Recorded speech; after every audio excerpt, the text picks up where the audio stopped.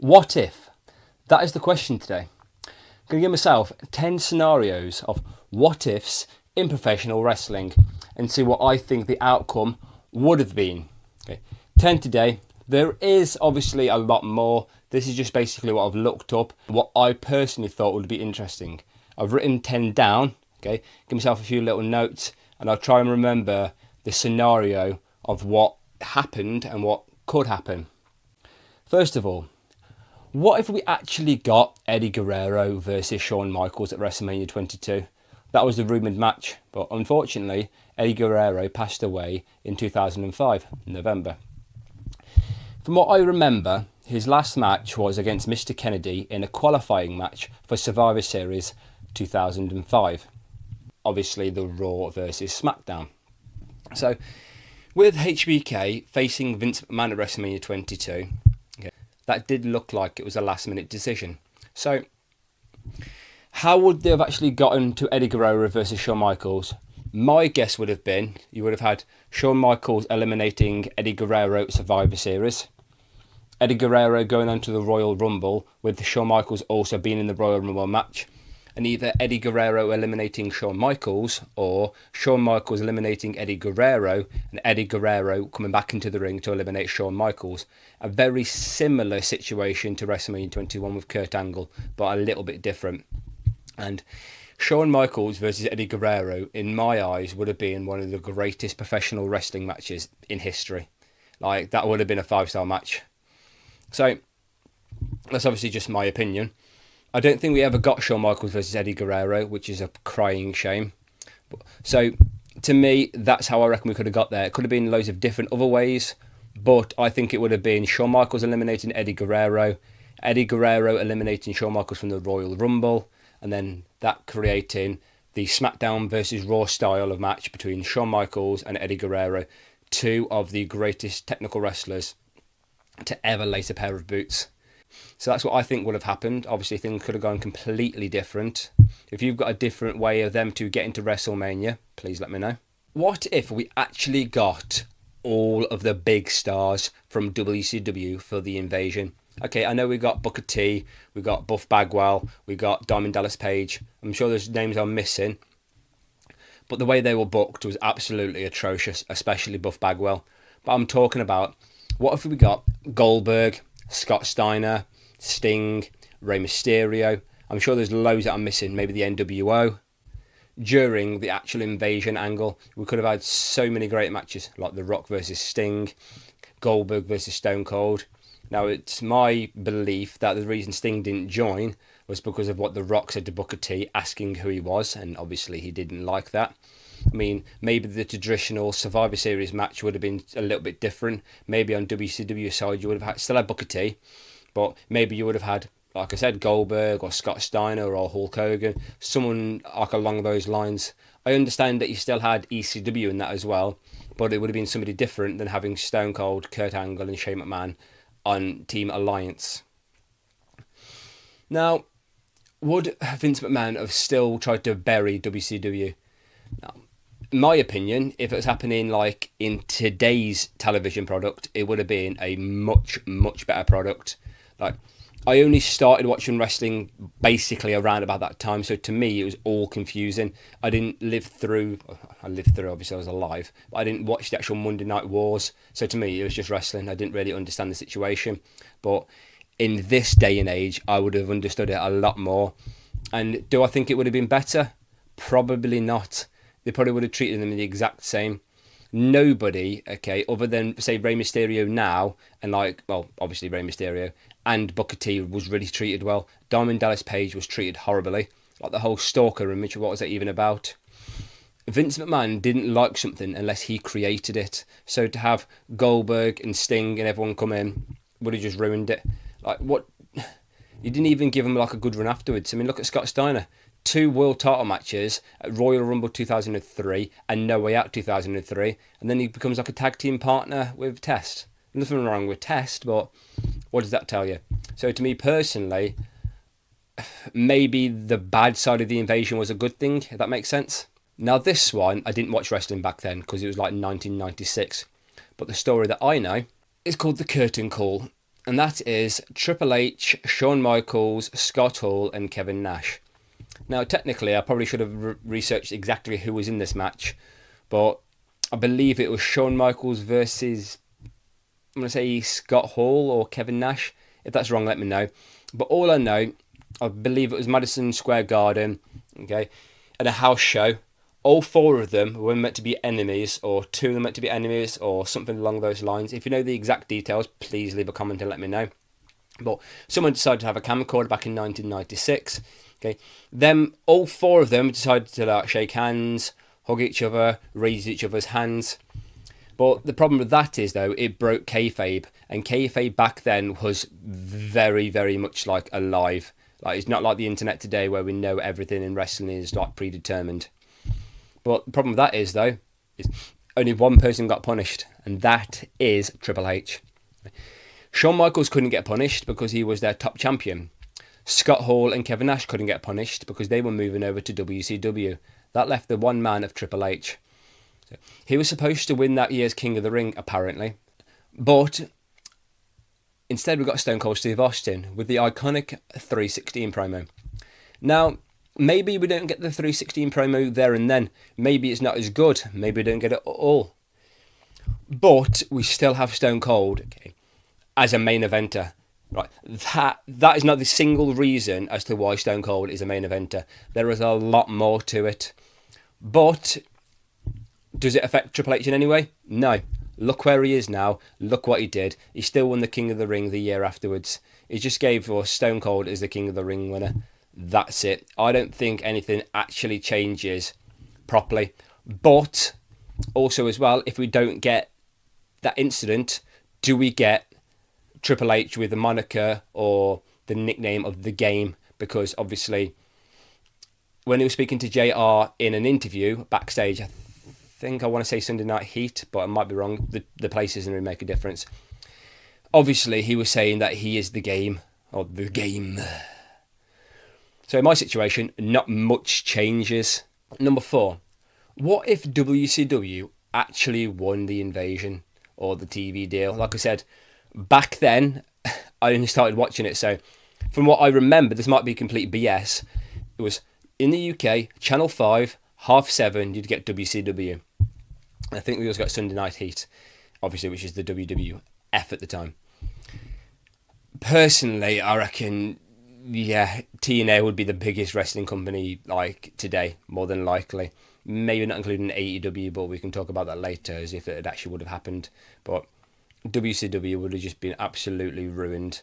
Now, if, say, like Vince McMahon won and for some reason he wanted to cancel WWF and just keep it as WCW, I don't see that happening. What stars do we get? Like, do people actually want to go over to that company? Even if it's run by somebody else, say if Eric Bischoff actually bought the company, like, does Triple H actually return because he missed the entire Invasion? Do we get people like Kurt Angle actually going over, The Undertaker, Kane, different people, maybe the Hardys? Now, personally, it would have been terrible. Like, WCW was fun while it lasted. I don't see it running in like this sort of like day and age. Now, WWF and E, obviously, what we're going to call it, have had their bad moments, but not as bad as WCW on a pole. So, in all fairness, I do actually think that wrestling would have just been atrocious today. Some of it would have been good though, but not worth watching much. Number 5. I haven't seen this one. This is just my personal opinion, and I've always thought, what if? What if Shawn Michaels actually won at WrestleMania 26 and ended the streak? Now, back then I thought he should have done. What I thought should have happened is Shawn Michaels should have defeated The Undertaker, but still retired. Now, a lot of people probably wouldn't like the fact that Shawn Michaels retired there and then, and obviously The Undertaker retiring him is great. But my question is, though, what would he have needed to do? Because if he said to The Undertaker, if I can't beat you, I basically don't have a career, or something along those lines. Now, if he beat him, then what does he do after that? But then what does The Undertaker do? Does he still carry on wrestling? Do we still get Triple H at WrestleMania 27? Would the streak have meant much then? Because obviously after he lost to Brock Lesnar, Like, people didn't really care much about the streak anymore. Do we still get the end of an era match? Would it have been a triple threat match if Shawn Michaels didn't actually retire afterwards? There's obviously a lot of situations and scenarios. Now, if The Undertaker lost at WrestleMania 26, fantastic, brilliant. He lost to a perfect opponent in Shawn Michaels. But I don't think that the classic at WrestleMania 27 and the amazingly great classic, I couldn't think of another word, at WrestleMania 28 would have meant as much with the streak not being intact. Because if you know The Undertaker can lose, then I don't think it would have been great. I do think it works out better the way it did. But I still think that Shawn Michaels would have retired if The Undertaker decided he wanted the streak to end there and then. But would people have actually thought the match was still as good though? Or would a lot of people be really annoyed because the streak was what made The Undertaker's WrestleMania so great? What if we never got the tweet that basically started AEW? So from what I know, I believe he's called @TheWrestlingGuy, sent a tweet out. I don't know how tweets and that works. I don't have X or Twitter. Asking Dave Meltzer, obviously from the Wrestling Observer, do you think that Ring of Honor could sell 10,000 tickets to a place such as Madison Square Garden? Dave Meltzer replied, I think it was in June 2017, please correct me on the date and time if I'm wrong, saying not anytime soon. So Cody Rhodes decided to take that bet. So it was Cody Rhodes, Matthew and Nicholas Jackson of the Young Bucks, and Kenny Omega, I think, who are the original creators of AEW. And they went along and they did All In, is it called, I think, from a Ring of Honor show. And they did sell 10,000 tickets. I believe they sold over 11,000 tickets to a fantastic show. Now, to me, you don't just see a tweet and go, yes, I think I can do that, without it already being something in the works. Now, I think Cody Rhodes already had something planned in his mind, but he needed a reason. Well, not a reason, but he wanted a reason. So it's the same word, basically. Okay, as to do something to prove somebody wrong. Because without that, and he just starts it, and nobody thinks anything of it. But if he's got like a bet going on, or like a challenge, people will be more interested. Rather than just going, I'm going to start a wrestling company, people are like, yeah, everyone does that. Yeah, sound. But now if you look at it and go, okay, Dave doesn't think that he can actually do it. I'm going to support Cody in the situation. So to me, we still get AEW, but just in a different way. But would it be as successful as it is today? Maybe not. But I think they're doing all right for themselves. I personally still think, though, that AEW would have still been started in a different way. Number 7. What if Roman Reigns never got COVID at day 1 in 2022? So what I remember was Brock Lesnar versus Roman Reigns at day 1 2022 for the Universal Championship. And then you had a fatal 4-way match of Bobby Lashley, Kevin Owens, Seth Rollins, and the WWE champion of Big E. Now, because Roman couldn't wrestle, we got Brock Lesnar in the main event of the fatal 5-way now. But obviously he won, and that went on to WrestleMania 38, where he became like a double champion. I think that's correct, yeah. In all fairness, it wouldn't surprise me if you had Roman versus Brock. Brock loses, and then Brock just goes into the fatal 5-way match anyway. Like, some people probably think that maybe like Bobby Lashley would have won it, and it would have been Bobby versus Roman, or you would have had Big E retain. It would have been Big E versus Roman at WrestleMania. No. This is why I'm getting confused now, though. So, didn't Brock Lesnar win the Royal Rumble that year? The way I see it, even if Big E retained at day 1 and was still the WWE champion, and then Roman Reigns decided to basically keep his title, you more than likely would have had Brock Lesnar defeating Big E on the next pay-per-view, or whoever would have won, say, Bobby Lashley at the next pay-per-view. Or if Brock Lesnar won the Universal Championship, you probably would have had Roman Reigns defeating him at the next pay-per-view. Something along those lines. But that is one of wrestling's biggest what-ifs. So to me, I want to know what you think would have happened in that situation. Because to me, I reckon you still get to the exact same result, just in a different way. Just a different route, if you ask me. What if Edge wasn't forced to retire in 2011? My two biggest questions are, would we still get Christian as the world champion? He basically deserved to win the world championship, but would he have actually won it? It might sound horrible to say, but it's true. We definitely wouldn't have had the amazing, probably, in my opinion, the greatest Royal Rumble return in Royal Rumble history at 2020. Seeing Edge's face, how much he actually loves this. Would he still be wrestling today? Would we get Cope in AEW? A lot of would we's in these sort of situations. But what storylines would we have actually have got?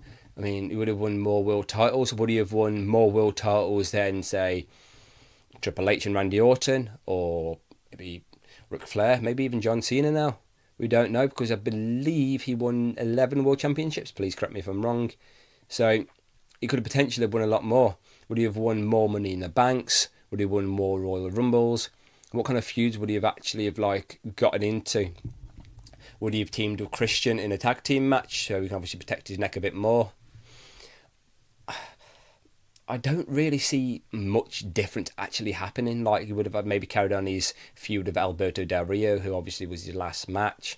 You would have seen other things come in, like, maybe a feud with Ryback, Curtis Axel, another feud with Triple H. Like, I don't really see much happening. Yeah, it would have been fantastic to see him still wrestling.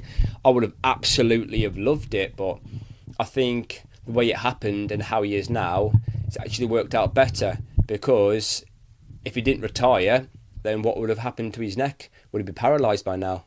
It sounds horrible to say, but yeah, I personally think it's worked out for the better, because if you were around for that long, then do people actually appreciate you? Maybe they do, because I appreciate Edge now, just like Randy Orton. Number 9. What if Kurt Angle actually stayed in the WWE in 2006 through his run? Because a lot of people don't know that, but when Kurt Angle went to TNA, he actually spent longer in TNA than he did in WWE. Now, I don't know if it's true now, because obviously he returned to WWE and had a few years in the WWE, but from his first run in WWE compared to his only run in TNA, the TNA run was longer. Now, we got some amazing matches from Kurt Angle, as in Samoa Joe, AJ Styles, Abyss, Rhino. So, did I actually face Rhino? I'm just saying random TNA names. Must have done. But obviously the ones I do know were great. What matches would we have actually have seen? Like, what? Kurt Angle and Chris Masters? We've probably seen that anyway. I don't even remember it. I genuinely can't think of anyone that Kurt Angle didn't wrestle that I wanted to see him wrestle. Maybe Bobby Lashley? I don't think we saw that. Yeah, but no one really jumps to mind where it's like, yeah, great, Simon Dean. I can't think of anyone. Heidenreich, Gene Snitsky. He might have even had wrestling matches with these people.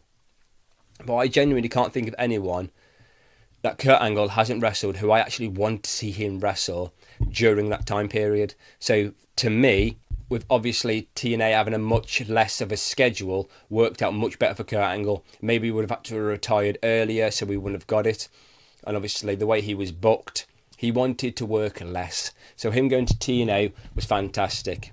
The situation obviously with his neck wasn't the best at all. And he did give us some great matches before he left, like No Way Out 2006 versus The Undertaker. Should have been WrestleMania. But in all fairness, I'm glad he went to TNA. Worked out better for him. Had some fantastic matches. Put TNA on the map. It showed people how good TNA actually is. And I don't think he was really honestly needed in 2006 onward. I'm not saying it's a bad thing, but I do personally think it worked out better him going to TNA. Let me know what you think on that. Now, this one I've not seen as well, so I've sort of made it up myself, but also not. So, what if Edge actually pre-announced his Money in the Bank contract? So from what I know, Edge won the very first Money in the Bank ladder match at WrestleMania 21. And the original plan was for him to pre-announce his contract, saying, for example, I want to face John Cena at the Royal Rumble 2006. But Edge saying, I'm a heel. Wouldn't a heel do it this way? And obviously what happened was, Vince McMahon came out after John Cena had just won an Elimination Chamber match, and he said, this night isn't over yet. There's still one more match. This man is cashing in his Money in the Bank contract that he won at WrestleMania. The first time I've ever seen that, I had no idea how it was working. Absolutely brilliant. But my question is now though, if Edge never said that, as in like, wouldn't a heel take the opportunity to do it, obviously when the babyface is down and injured, okay, do we get the heist of the century at WrestleMania 31 from Seth Rollins? Do we get Damian Priest running down at WrestleMania 14 cashing in on Drew McIntyre? Do we get Dolph Ziggler cashing in the day after WrestleMania on Raw against Alberto Del Rio? I personally don't think we actually do. But if we did, for example, like, it wouldn't have made much sense. Like, why would have Edge pre-announced it, then everyone else can just do whatever they want? It would have been stupid. Now, I understand we have situations where some people do pre-announce it, such as RVD at One Night Stand 2006, but it was still really much in his favour, so it still worked sort of the same. But the only person I can think of who was actually properly announced it is John Cena on Raw 1000 against CM Punk, and Braun Strowman against Roman Reigns in a Hell in a Cell match. But in all fairness, I don't think we actually do get the surprise cash-ins. Maybe the Money in the Bank wouldn't have even like made much more difference. Maybe the Money in the Bank wouldn't even be around anymore. There is a lot of maybes, but I do think Edge saying to Vince McMahon or whoever the higher-ups that I think I should not pre-announce it and just basically turn up worked out great.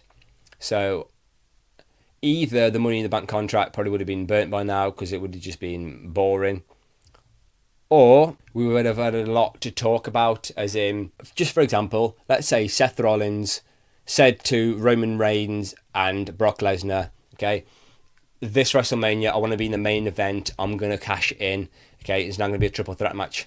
That means we probably wouldn't have got, well, we more than likely wouldn't have got that amazing RKO from Randy Orton at the beginning, from the curb stomp into the RKO. So to me, it actually worked out better. Anyway, those are 10 situations or scenarios of what ifs. Maybe I've made some mistakes in what I'm saying, but you can obviously correct me down in the comments. If you'd like to see a part 2 for this video, I can definitely do that. But I need some suggestions of what ifs you would like to see. So all you got to do is let me know in the comments. Please like, comment, subscribe. Thanks for watching.